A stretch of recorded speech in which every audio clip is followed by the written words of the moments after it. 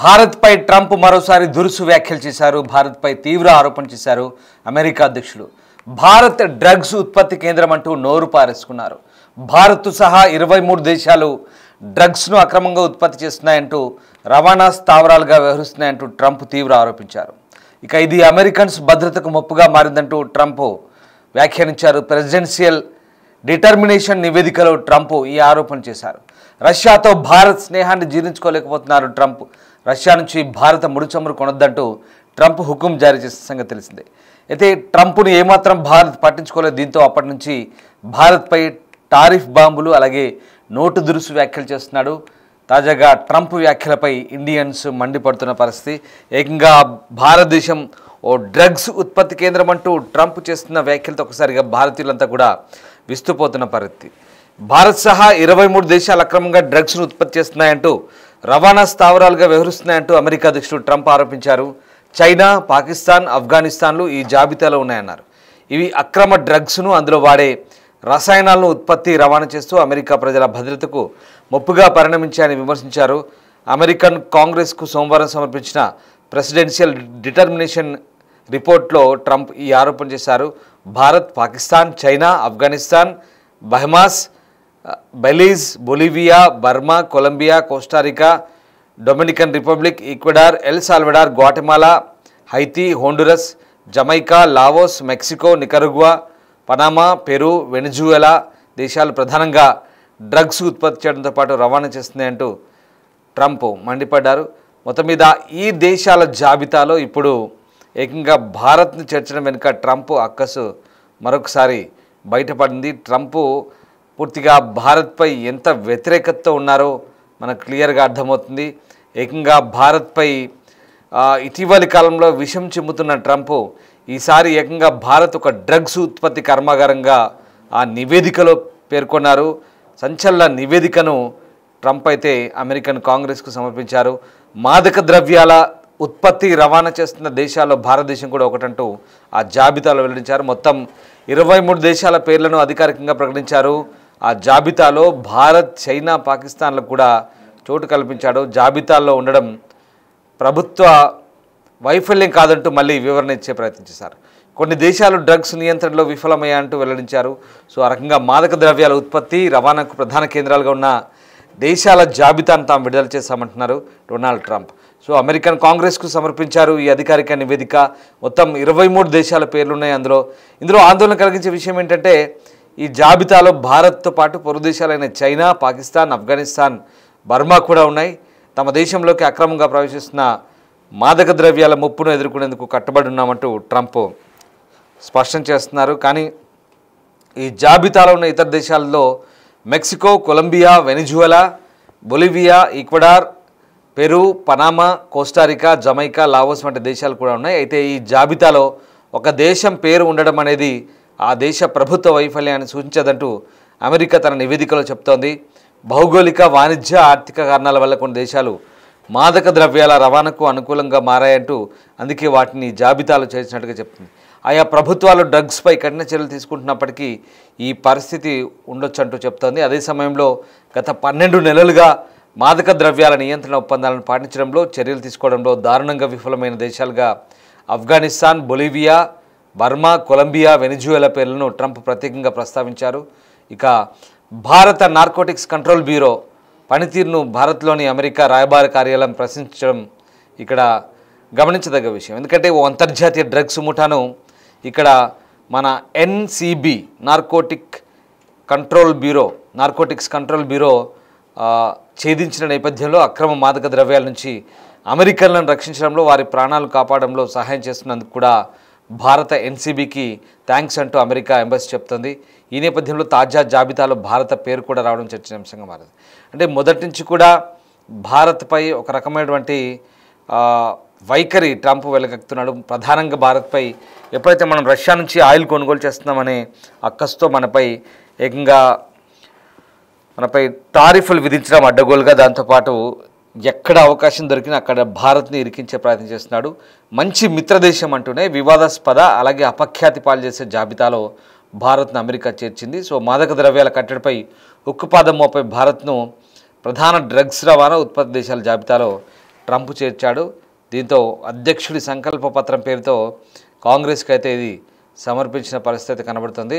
విదేశాల్లో ఉత్పత్తి అయి ఈ దేశాల గుండా అమెరికాకు డ్రగ్స్ రావడం అంటే ఈ ఈ 23 దేశాలు ఈ జాబితాలో అయితే ఉన్నట్టుగా మనకు చాలా క్లియర్గా అర్థమవుతుంది. సో మొత్తం మీద డొనాల్డ్ ట్రంప్ తీసుకున్న ఈ నిర్ణయం నిజంగా చాలా దారుణమైన నిర్ణయంగా చెప్పుకోవచ్చు. ఎందుకంటే భారత్పై అవకాశం దొరికినప్పుడల్లా డొనాల్డ్ ట్రంప్ ఏదో రకంగా అక్కసు వెళ్ళగక్కే ప్రయత్నం చేస్తున్నాడు. ఇది కొత్త కాదు. భారత్ పాకిస్తాన్ యుద్ధం అప్పటి నుంచి కూడా భారత వ్యవహారాల్లో జోక్యం చేసుకోవడం, తద్వారా భారత్ అతని పక్కన పెట్టడం, అతని మాటలను లెక్క చేయకపోవడంతో అప్పటి నుంచి భారత్పై కక్ష పెంచుకున్న ట్రంప్ ఏకంగా 50% టారిఫ్లు విధించి రష్యా నుంచి ఆయిల్ కొనుగోలు చేస్తున్నారు. మీరు కొనుగోలు చేసే ఆయిల్ వల్ల, ఆ డబ్బుల వల్లే రష్యా ఉక్రెయిన్తో యుద్ధం చేస్తుంది అనేది ఒక వాదన. దాంతోపాటు తనకు నోబెల్ బహుమతి దక్కకుండా ఇండియన్స్ అడ్డుపడ్డారనేది వ్యక్తిగత కక్షగా పెట్టుకున్నాడు. అంతేకాదు ఇక అవకాశం దొరికినప్పుడల్లా అడ్డగోలుగా భారత్ గురించి వ్యాఖ్యలు చేస్తాడు, హాస్యాస్పద వ్యాఖ్యలు చేస్తాడు. ఇంత మాత్రమే కాదు, ఇప్పుడు ఏకంగా ఒక భారతదేశాన్ని పూర్తిగా బదనాం చేసే పని చేస్తున్నాడు. పూర్తిగా భారతదేశం ప్రతిష్టను దిగజార్చే, అపఖ్యాతి పాలు చేసే ఒక ప్రక్రియ ఇది. పూర్తిగా అధ్యక్షుడి సంకల్ప పత్రిక అంటూ విడుదల చేసిన ఒక నోట్లో భారత్ పేరు చేర్చాడు. భారత్లో అక్రమంగా డ్రగ్స్ తయారు చేసి రవాణా చేస్తారు. సరే, భారత్లో లేవని మనం చెప్పలేం. మన దేశంలో కూడా గంజాయి ఉత్పత్తులు అక్కడ ఇక్కడ మనం కూడా చాలా చోట్ల డ్రగ్స్ ఉన్నాయి. పంజాబ్లో ఉన్నాయి, ఇతర స్టేట్స్లో ఉన్నాయి. కానీ భారత్ నుంచి ఏకంగా అమెరికాకు డ్రగ్స్ వెళ్తున్నాయి, ఇక్కడి నుంచి ఉత్పత్తి అయిన డ్రగ్స్ అని మన సరిహద్దులు దాటి అమెరికాకు వెళ్తున్నాయి అన్నట్టు ఆ జాబితాలో 23 దేశాల జాబితాలో భారత్ను చేర్చడం అనేది చాలా దారుణం. ఎందుకంటే మనం ఇందాక చెప్పుకున్నాం, ఇటీవలి కాలంలో అమెరికాలో మన నార్కోటిక్స్ కంట్రోల్ బ్యూరో అమెరికాకు ఏదైతే కొన్ని అక్కడ వెళ్ళాల్సినటువంటి కొన్ని సప్లై చేయాల్సినటువంటి కొన్నిటిని అడ్డుకుంది. సో దాన్ని అమెరికన్ ఎంబసీ కూడా ప్రశ్నించింది. ముఖ్యంగా భారత్ అంటే అమెరికాలోనే అది అడ్డుకుంది, ఇక్కడ కాదు, అది అడ్డుకుంది అమెరికాలోనే. సో అట్లా చేసినప్పుడు అక్కడ అమెరికాని మనని అప్రిషియేట్ చేసిన పరిస్థితి కనబడుతుంది. అక్కడే ఛేదించాం మనం. భారత్లో అంతర్జాతీయ డ్రగ్స్ ముఠాను అక్కడ మన ఎన్సీబీ ఛేదించినప్పుడు సో అక్కడ మన పనితీరును అమెరికా రాయబారి కార్యాలయం మెచ్చుకుంది. సో అంటే మన విత్ ఇన్ కంట్రీలో మనం చేసిన పనికి, అమెరికాలో కాదు, ఇది మన దేశంలో భారత్లో మన ఒక అంతర్జాతీయ డ్రగ్స్ ముఠాను అడ్డుకున్నప్పుడు అక్కడ అమెరికా రాయబారి కార్యాలయమే మనని అప్రిషియేట్ చేసిన పరిస్థితి. కానీ ఇప్పుడు మళ్ళీ అలా చేస్తూనే ఏకంగా ఆ దేశాల జాబితాలో ఇండియాను చేర్చడం అనేది చాలా దారుణం. ఎందుకంటే భారత్ను నిజంగా భారత పరువు ప్రతిష్టలు ఈ జాబితాలో భారతదేశం ఉందంటే ఖచ్చితంగా ఒక డ్రగ్స్ తయారు చేసే, ఉత్పత్తి చేసే కేంద్రంగా భారత్ని పేర్కోవడం అనేది అంతర్జాతీయంగా ఇది ఒక చెడ్డ పేరు లాంటిది. కానీ ఇది చెడ్డ పేరు రావడం అంటే అక్కడ ఏదో మనం అంతర్జాతీయ మాదక ద్రవ్యాల ఉత్పత్తులు లేదా రవాణా చేస్తూ పట్టుబడము లేదా ఇతరత్ర వ్యవహారాలు కాదు. అక్కడ కంప్లీట్గా ఒక వ్యక్తి ఉద్దేశపూర్వకంగా ఆ జాబితాలో భారత్ని చేర్చడం అనేది ఇక్కడ చాలా క్లియర్గా కనిపిస్తుంది. సో అవకాశం దొరికినప్పుడల్లా కూడా ట్రంప్ తన నోటి దురుసును ప్రదర్శిస్తుంటాడు, టారిఫ్ల బాంబులు వేస్తుంటాడు, అడ్డగోలుగా భారత్ను బ్లేమ్ చేసే ప్రయత్నం చేస్తుంటాడు. ఇప్పుడు తాజాగా కూడా ఇది కూడా అలాంటి పని అంటూ ట్రంప్ వ్యాఖ్యలపై ఇండియన్స్ అయితే మండిపడుతున్నారు. సో ఇంకా చూడాలి, ఇంకా భారత్పై ఎంతటి అక్కసు వెళ్ళగక్కుతున్నాడు. తాను వేసిన టారిఫ్లు చాలా అన్నట్టు యూరోపియన్ యూనియన్ దేశాలకు కూడా 100% టారిఫ్లు వేయడంటూ వాళ్ళకు కూడా ఆర్డర్స్ జారీ చేస్తున్నాడు. సో ఎక్కడ భారత్ ఎదిగిపోతుంది అనేది ట్రంప్ బాధ. భారతదేశము డ్రగ్స్, మాదక ద్రవ్యాలు ఉత్పత్తి చేసి రవాణా చేయదు. భారతదేశం మీ అమెరికాకు నిపుణులను ఉత్పత్తి చేసి మీ దేశానికి పంపుతుంది, మీ దేశాన్ని బాగు చేస్తుంది. భారతదేశము ప్రతిభావంతులైన సైన్స్ గ్రాడ్యుయేట్లను తయారు చేసి ఉత్పత్తి చేసి మీ దేశానికి పంపుతుంది. భారతదేశము అనుభవజ్ఞులైన నిపుణులైన ఫార్మా ఎక్స్పర్ట్స్ని తయారు చేసి మీ దేశానికి పంపుతుంది. భారతదేశము అనేక రంగాల్లో నిపుణులైన వారిని మీ దేశానికి ఉత్పత్తి చేసి పంపుతుంది. భారత్ మాదక ద్రవ్యాలు ఉత్పత్తి చేసి పంపట్లేదు. ఐటీ ఇంజనీర్స్ని తయారు చేసి పంపుతుంది, డాక్టర్లను తయారు చేసి పంపుతుంది. భారతదేశము ఖగోళ శాస్త్రంలో ఎక్స్పర్ట్ని తయారు చేసి మీ దగ్గరికి పంపుతుంది, నాసాకి. అనేక రకాలుగా అభివృద్ధి చెందుతుంది. భారతదేశం ఆర్థికంగా ముందుకు పోతుంది, వాణిజ్యపరంగా ముందుకు పోతుంది. ప్రపంచ ఆర్థిక శక్తిలో 3వ స్థానంలో ఉంది భారతదేశం. వాణిజ్య ఎగుమతుల్లో కూడా దూసుకుపోతుంది. ఇదంతా కూడా ట్రంప్కు నచ్చట్లేదు.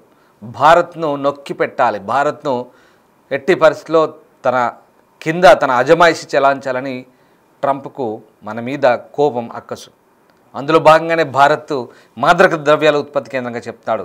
కానీ మిస్టర్ ట్రంప్ భారత్ మాదక ద్రవ్యాల ఉత్పత్తి కేంద్రం కాదు, భారత్ అనుభవజ్ఞులైన మంచి నైపుణ్యం కలిగిన మానవ వనరులను ఉత్పత్తి చేసే ఒక దేశంగా ఎప్పటికైనా నువ్వు గుర్తుపెట్టుకోవాలి. కేవలం ఒక అహంకారాన్ని అధికారాన్ని అడ్డుపెట్టుకొని ఆర్థిక అధికారాలను వినియోగించి భారత్పై ఇట్లాంటి లేనిపోని బదనాములు చేసే ప్రక్రియను ట్రంప్ మానుకోవాలంటూ ఇదంతా కూడా నేను చెప్తున్న అంశాలన్నీ కూడా అభిప్రాయాల రూపంలో చాలామంది ఇండియన్స్ మండిపడుతున్నారు. ఇప్పుడు నేను చెప్పిన మాటలన్నీ కూడా వాళ్ళు నెటిజన్స్ అంతా కూడా సోషల్ మీడియా వేదికగా ట్రంప్పై మండిపడుతున్నారు.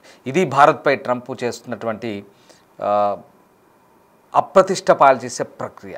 ఇది ఇంకా ఎన్ని రోజులు కొనసాగుతుంది? భారత్ మరి ఈ డ్రగ్స్ జాబితాలో చేర్చడం ద్వారా భారత్ ఎలా స్పందిస్తుంది అనేది వేచి చూడాల్సిందే.